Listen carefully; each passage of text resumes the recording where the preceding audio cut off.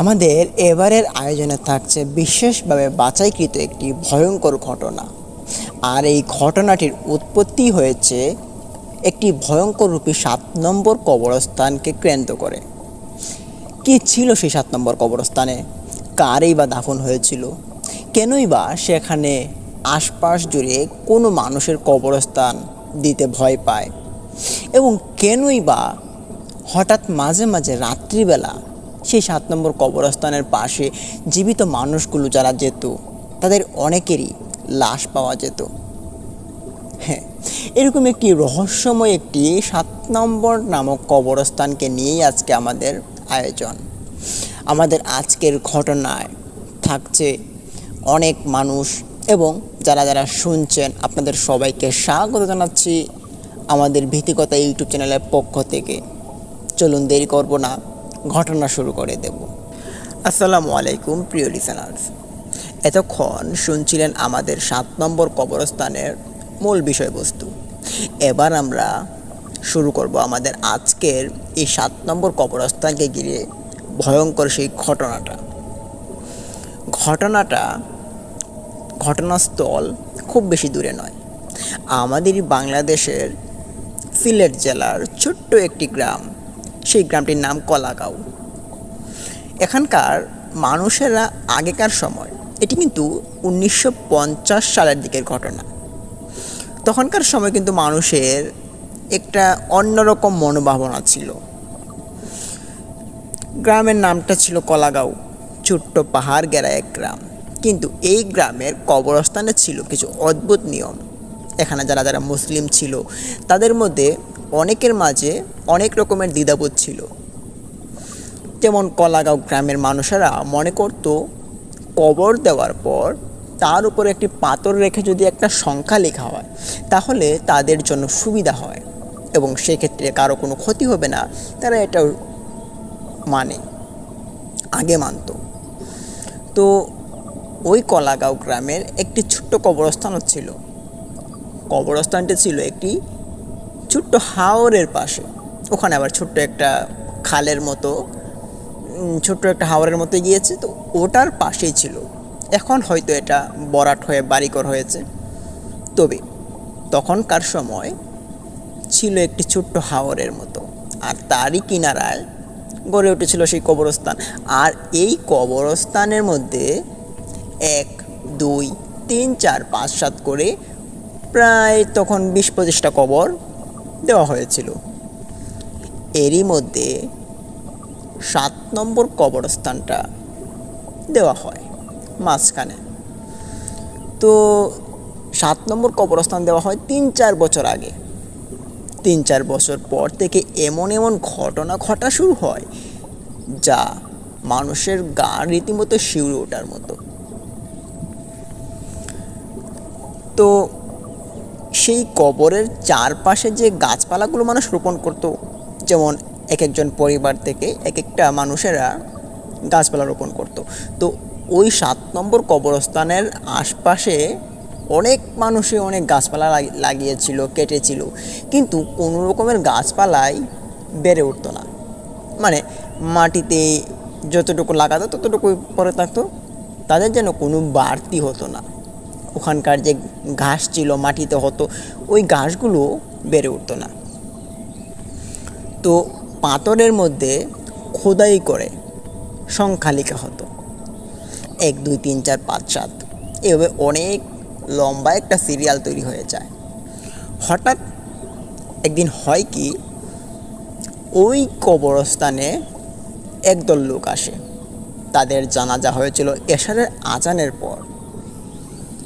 তো এশারের আজানের পর যখন জানাজা হয়, জানাজার পর সবাই এসেছিল সেই কবরস্থানে। দিনের বেলা এখানে কবরস্থান খোঁড়া হয়।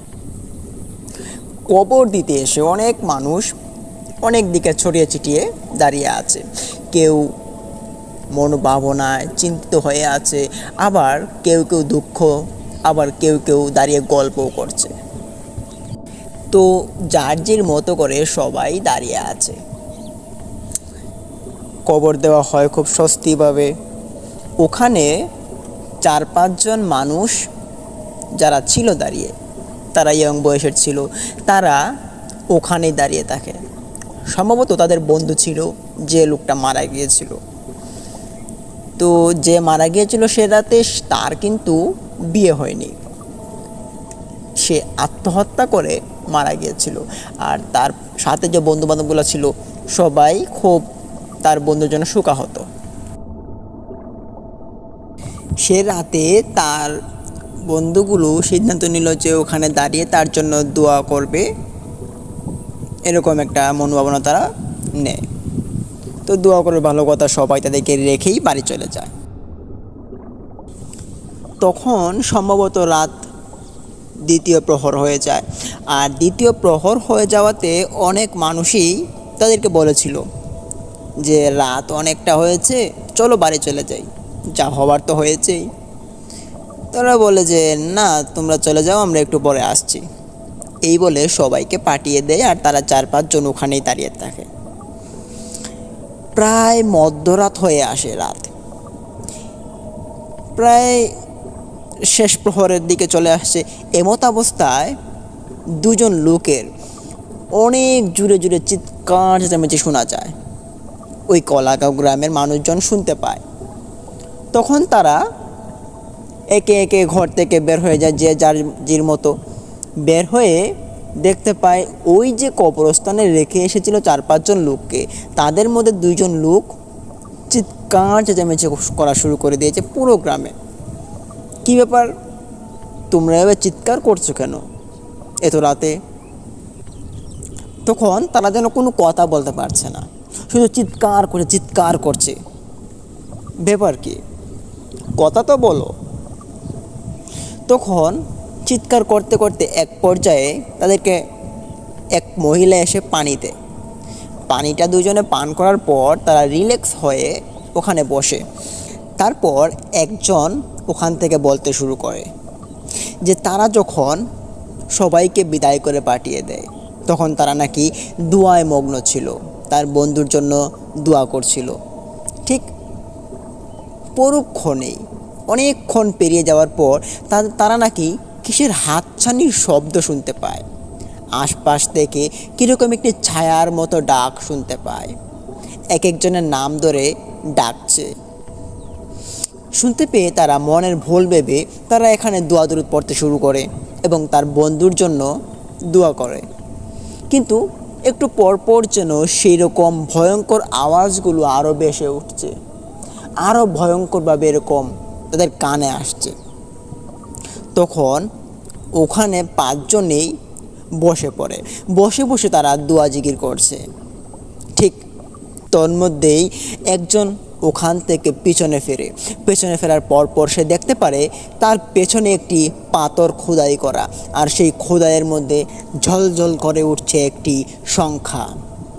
ঠিক তখনই সে তার সকল বন্ধুকে পেছনে ফিরতে বলে, আর সবাই পেছনে ফিরে দেখতে পারে পাথরটির মধ্যে ঝলঝল করে লেখা আছে 7। সবাই বুঝতে পারে এটি 7 নম্বর কবরস্থান বিধায় এই পাথরে 7 খোদাই করা হয়েছে হয়তো। কিন্তু অদ্ভুত বিষয় যে এই 7 লেখাটার মধ্যে এরকম আলো জ্বলছে কেন? অন্য কোনো পাথরে তো এরকম আলো জ্বলছে না।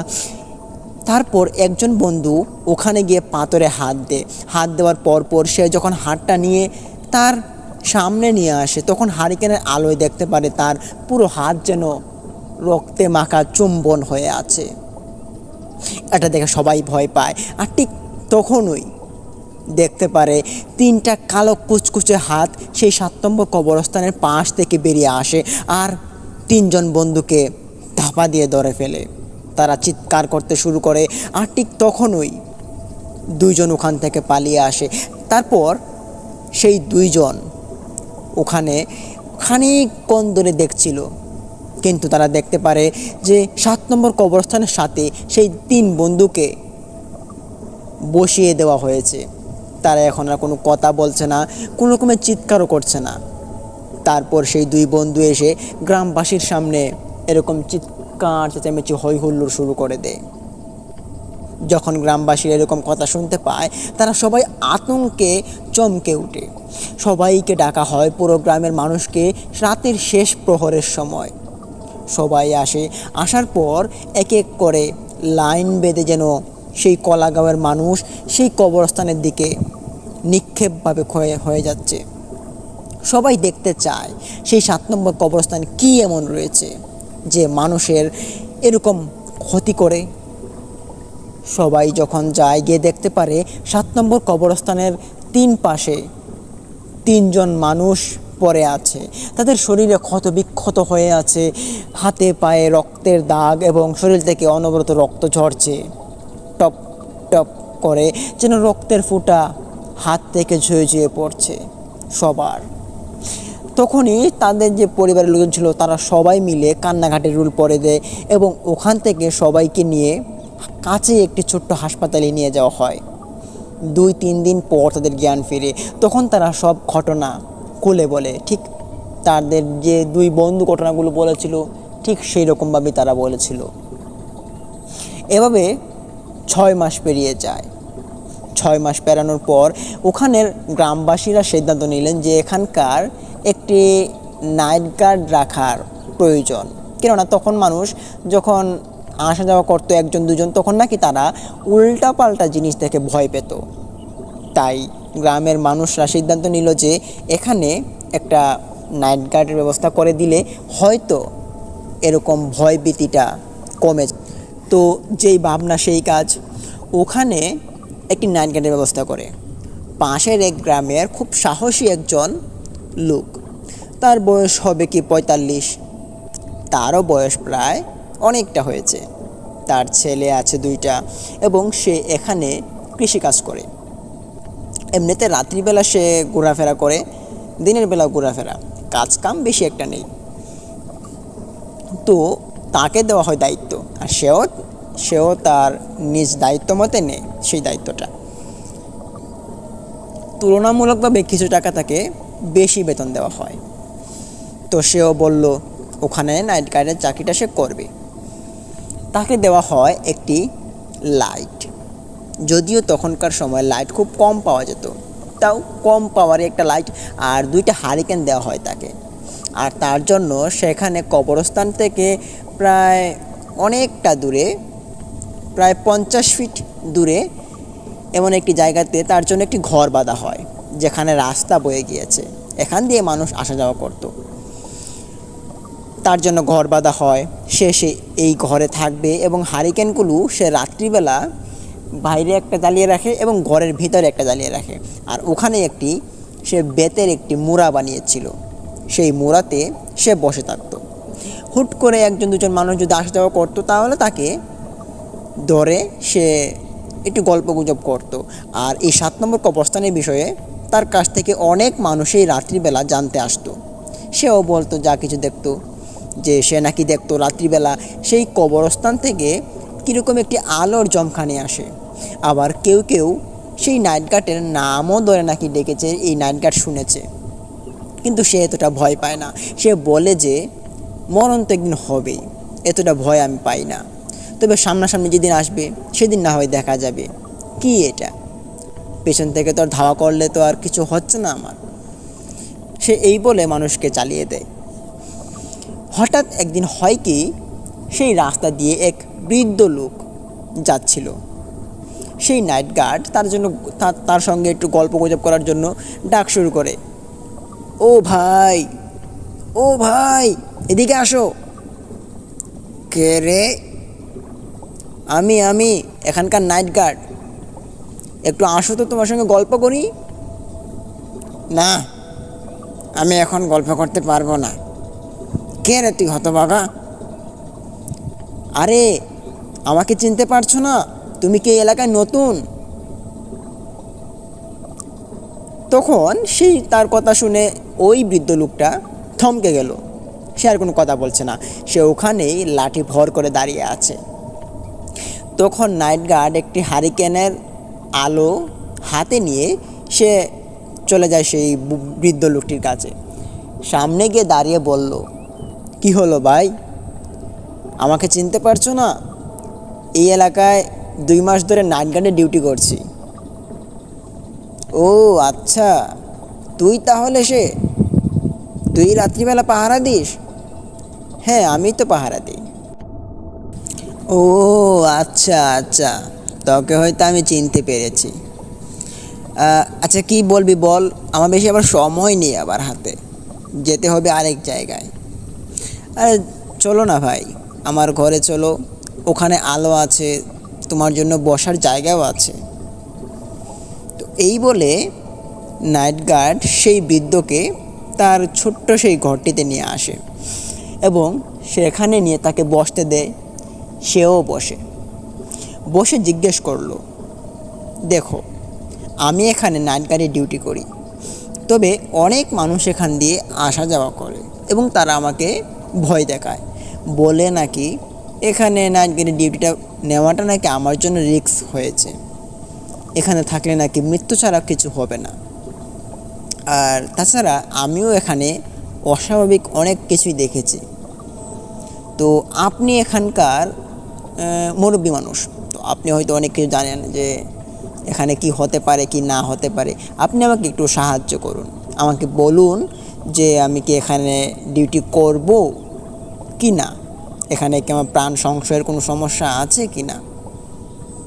তখন বৃদ্ধ লোকটি তার কথা শুনে হেসে দিল, হা হা হা হা হা, তুই কার সামনে কি বলিস? হ্যাঁ, তোর কি মাথায় কিছু নেই? তুই কি আমাকে চিনিস না? তোমাকে চিনবো মানে? তুমি তো একজন মানুষ, তোমাকে আমি আরও 2-3 বার দেখেছিলাম এলাকায় হাঁটাহাঁটি করতে। চুপ, তুই আমাকে চিনিস নি? আমি আমি হলাম। এই বলতে বলতে সেই বৃদ্ধটি এখান থেকে উধাও হয়ে গেল। এই দেখে যেন পাহারাদারের মাথায় ভাঁজ ভেঙে পড়ল। সে এখানে কাবু গেড়ে বসে আছে এবং ভয়ে কাতরাচ্ছে, আশপাশ তাকাচ্ছে, সেই বৃদ্ধকে আর দেখতে পাচ্ছে না। বাইরে বাইরে গেল, বাইরে গিয়ে কোনো মানুষকে সে খুঁজবে, কিন্তু কোনো মানুষও নেই। সে পড়লো এখন মহা মুসিবতে। এরকম একটি ভয়ঙ্কর দৃশ্য তার সামনে ভেসে উঠবে কোনোদিন সে কল্পনা করতে পারেনি। এই মানুষটাকে তো সে আরও 2-3 বার দেখেছিল, এই রাস্তা দিয়ে আসা যাওয়া করেছিল, কিন্তু আজ ডেকে আনার পর এরকম ঘটনা ঘটলো। সে ভয়ে কাঁপড়াচ্ছে এবং সে মনে মনে চিন্তা করলো যে কালকে সে ম্যানেজারকে বলে এখানকার চাকরিটা ছেড়ে দিবে। রাতের 2য় প্রহর শেষ হয়ে গেল, এখন 3য় প্রহর হতে যাবে। ঠিক তারই আগে তার দরজায় ঠকঠকানি আওয়াজ। কে কে এলো? আরে দরজাটা খোলো, আমি সেই বৃদ্ধ। বৃদ্ধ? তুমি এখানে কি করে? তুমি তো কোনো মানুষ নও, চলে যাও, চলে যাও এখান থেকে। আরে দরজা খোল, তোর লাভ হবে। আস্তে আস্তে করে কাঁপতে কাঁপতে সেই দারোয়ানটি দরজাটা খুলেই দিল। তার কাঁপতে থাকা শরীরটা নিয়ে যখন সে দরজাটা খুললো, খোলা মাত্রই সে অনুভব করতে পারলো সেই ঘরের ভেতর এক ঝলকা ধোঁয়া এসে যেন ঢুকে গিয়েছে, আর সামনে কেউ দাঁড়িয়ে নেই। কে কে ডাকলো আমাকে? বৃদ্ধ, তুমি কোথায়? বৃদ্ধ কোনো কথা বলছে না, বৃদ্ধ এখানে নেই। তবে তার ঘরের ভেতর কেমন জানি সাদা একটা ধোঁয়ার আবির্ভাব ঘটেছে। এটা বেশ গন্ধযুক্ত, সেরকম গন্ধ আগে কখনো পায়নি।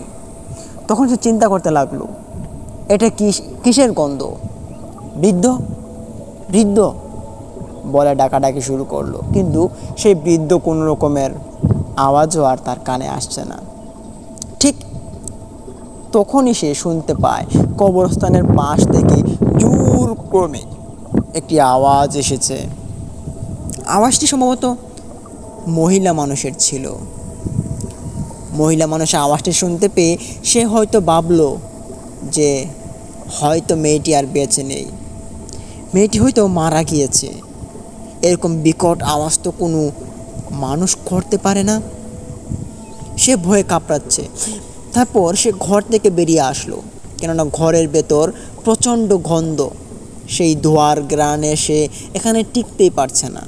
তার বেতের বোনা সেই মুড়াটা নিয়ে সে হাতে করে একটি হারিকেন নিয়ে সে বাইরে আসলো। বাইরে এসে সে বসে সেই কবরস্থানের দিকে চোখ রাঙালো। তখনই সে দেখতে পারে কবরস্থানের দিকে হনাহনি হয়ে যাচ্ছে। এরকম একটি ঘটাঘটি সে কোনোদিন দেখেনি। সে দেখতে পাচ্ছে লাল আলো এবং সাদা আলোর প্রচণ্ড পরিমাণে গতিবেগ সৃষ্টি হয়েছে এখানে। আর সেই সঙ্গে সঙ্গে কিছু ছেলে মানুষ এবং কিছু মহিলা কণ্ঠী আওয়াজ খুব জোর ক্রমে চিৎকার চেঁচামেচি করছে। এই দেখে পাহারাদারের যেন আর কিছুই করার থাকে না, সে কাঁপতে থাকে সেই মুড়ায় বসে। ঠিক তখনই সে দেখতে পারে ঘরের ভেতর থেকে তার নাম ধরে ডাকছে এবং সেই বৃদ্ধর কণ্ঠ। সে তখন আরও ভয় পেতে শুরু করে। ঘরের ভেতর যখন আস্তে আস্তে প্রবেশ করে তখনই সে দেখতে পারে ঘরের ভেতরে আর কেউ নয়, সেই বৃদ্ধটি বসে আছে হাঁটু গেড়ে এবং তার দিকে তাকিয়ে তার লম্বা লম্বা চুলগুলো সামনের দিকে হেলিয়ে দারোয়ানের দিকে চাউনি দিয়ে সে খিক খিক করে খুব বাজে কণ্ঠে হাসাহাসি শুরু করে দিয়েছে। তার হাসির শব্দ শুনে সে এক চিৎকার দিয়ে দারোয়ান এখানেই অজ্ঞান হয়ে পড়ে।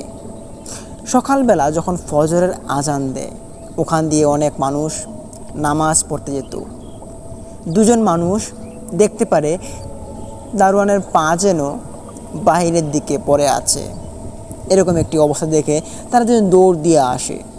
ভাবলো হয়তো অন্য কিছু তো হয়নি।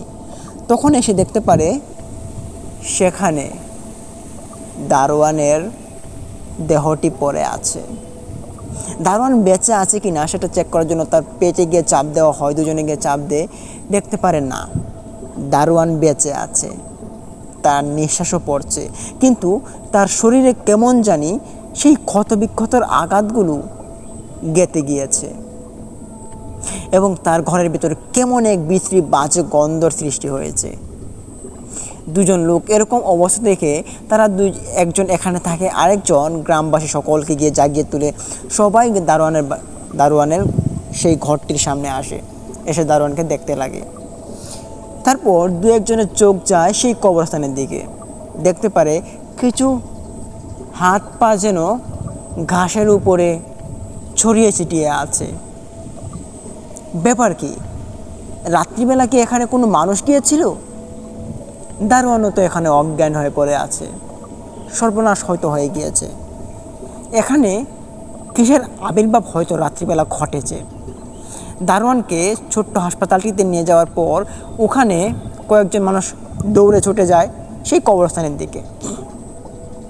কবরস্থানের নিকট যখন তারা গিয়ে দাঁড়ায় তখনই দেখতে পারে ওখানে প্রায় 12 কি 13 জন মানুষ ছড়িয়ে ছিটিয়ে পড়ে আছে।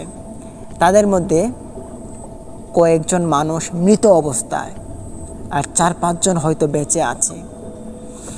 তাদেরকে চোখে পানি দেওয়া হলে 4-5 জন ওখান থেকে জেগে ওঠে এবং তারা খুব কষ্টে কথা বলতে পারছে না। শরীরে ব্যথা এবং শরীরে ক্ষতবিক্ষতর চিহ্ন অভাব নেই। তখন তারা বলতে শুরু করে এখান দিয়ে রাস্তা ছিল, সেই রাস্তা দিয়েই তারা যাচ্ছিল তাদের বাড়িতে। তারা সম্ভবত ঢাকা থেকে আসছিল এবং গ্রামের বাড়িতে যাওয়ার জন্য তারা উদ্দেশিত হয়েছিল। তাদের সঙ্গে ভ্যান গাড়ি ছিল, সেই ভ্যান গাড়িটাও তারা খুঁজে পাচ্ছে না। ঠিক এখানেই এসে নাকি তাদেরকে নামিয়ে দেওয়া হয়। তারপর তারা নামতে মাত্রই ওখানে নাকি একটা যুদ্ধ সৃষ্টি হয়ে পড়ে। তারা দেখতে পায় নাকি সাদা আলো এবং লাল আলোর যুদ্ধ শুরু হয়ে গিয়েছে, আর সেই সঙ্গে তাদের শরীরে ক্ষত বিক্ষতর চিহ্নর অভাব যেন নেই। এরকম কথাবার্তা শুনে গ্রামবাসীরা সবাই ভয় পেয়ে যায় এবং এখানকার মরদেহগুলো সবগুলোকে উদ্ধার করে তাদের বাড়িতে পাঠিয়ে দেওয়া হয়। আর যে 4-5 জন ছিল তাদেরকে চিকিৎসার জন্য হাসপাতাল পাঠানো হয়। তো 2 দিন পর গ্রামে একটি মিটিং বসে, কলাগাঁও গ্রামে। মিটিংটাতে তারা সিদ্ধান্ত নিল এই 7 নম্বর কবরস্থানের বিষয়ে তারা কোনো এক উদ্যোগ নেওয়া হয়তো জরুরি। তারপর তারা সিদ্ধান্ত নিল ভালো কোনো ইমাম সাহেব বা ওঝাকে ডেকে এই কবরস্থানে যদি কোনো একটা বিহিত করা যেত তাহলে হয়তো ভালো হয়। তারপর সেই কথা মতো একজন ভালো ওঝাকে নিয়ে আসা হয়। সে তাবিজ কবচ দিয়ে কয়েকটা বান মেরে যায় সেই কবরস্থানে, 7 নম্বর কবরস্থানে। তারপর 1 বছর চলে যায়, কোনো রকমের ঘটনা ঘটেনি। 1 বছর পর ঠিক ওখানে একজন মানুষের লাশ পাওয়া যায়। এখানে যারা যারা ঘটনাক্রমে এখানে আক্রান্ত হয়েছে তাদের মুখ থেকে শোনা যায় এখান দিয়ে নাকি একটি সরু রাস্তা হয়ে যায় রাত্রিবেলা। এই রাস্তা দিয়ে যেই ঢুকে সেই নাকি এই কবরস্থানের পাশে এসে দাঁড়ায়। এখানেই নাকি রাস্তা শেষ হয়ে যায়, আর ঠিক সেখানেই তাদের সঙ্গে ঘটে এক ভয়ঙ্কর নির্মমতা। তাদেরকে শরীরে আঘাত করা হতো ভয়ঙ্করভাবে, আর তারা সেই আঘাতে অনেক মানুষ মারা যেত, আবার অনেকে অজ্ঞান হয়ে পড়ে থাকতো। এটির কারণ কী ছিল? এই 7 নম্বর কবরস্থানে এখানে নাকি এক আত্মহত্যাকারীর কবর দেওয়া হয়েছিল। ঠিক বেশিরভাগ এখানে আত্মহত্যা করে মারা গিয়েছিল। এখানে কবরস্থান তৈরি করার পর বেশিরভাগ যুবক বয়সের মানুষগুলোই এখানে কবরস্থানে কবরস্থিত আছে। আর যে আত্মহত্যা করেছিল সে তার ফ্যামিলিকে রেখে, তার 3-4টা সন্তান ছিল, তার স্ত্রী ছিল, কী কারণে সে আত্মহত্যা করে সেটা কেউ জানতো না। তো অনেকের মতে এই আত্মহত্যা করার কারণেই নাকি তার সঙ্গে এরকম ঘটনাগুলো ঘটছে। আবার অনেকের মতে এই কবরস্থানকে ঘিরে নাকি অনেক জিনের বসবাস সৃষ্টি হয়েছে। এটার মূলত আসল ব্যাখ্যাটা কী? কেনই বা মানুষের সঙ্গে এরকম ভয়ঙ্কর ঘটনাগুলো ঘটতো? আবার কেনই বা এটি একটি দোষী জায়গা হিসেবে বিশ্বস্ত হয়ে গিয়েছে? এটি আপনারা যারা যারা জানেন, যারা যারা এই বিষয়ে, ভৌতিক বিষয়ে, জিন বিষয়ে আপনারা অনেক কিছু জ্ঞান লাভ করেছেন, তারা কমেন্ট করুন। কেন এরকম হলো? কি হতে পারে এটার মধ্যে? লিসেনার্স, এটি ছিল আজকের আমাদের আয়োজনের একটি ঘটনাটি আমরা যখন শুনেছি, শোনার পর আমাদের গা রীতিমতো শিউরে ওঠার মতো। ভাবলাম আপনাদের মাঝেও আমরা সেই ঘটনাটি শেয়ার করি। আশা করি আপনাদেরও ঘটনাটি থেকে অনেক কিছু শুনতে পারলেন। ঘটনা ভালো লাগলে ভিডিওতে লাইক দিন, কমেন্ট করুন এবং শেয়ার করুন, বন্ধুবান্ধবের মাঝে ছড়িয়ে দিন। এবং অবশ্যই আমাদের ভীতিকথা ইউটিউব চ্যানেলটিকে সাবস্ক্রাইব করুন এবং ভৌতিক ঘটনাগুলো, সত্যনির্ভর ঘটনাগুলো পেতে আমাদের ভীতিকথা ইউটিউব চ্যানেলের সঙ্গেই থাকুন। লিসেনার্স, আমরা ভীতিকথা ইউটিউব চ্যানেল টিম এখন আপনাদের মাঝ থেকে বিদায় নিব। কাল একটি ভয়ঙ্কর ঘটনা আপনাদের মাঝে নিয়ে আসবো, আর আশা করি কালকের ঘটনাটি আপনাদের অনেক অনেক ভালো লাগবে। তাই কাল পর্যন্ত আপনারা আমাদের সাথেই থাকুন, আমাদের ভীতিকথা ইউটিউব চ্যানেলের সঙ্গেই থাকুন। আসসালামু আলাইকুম।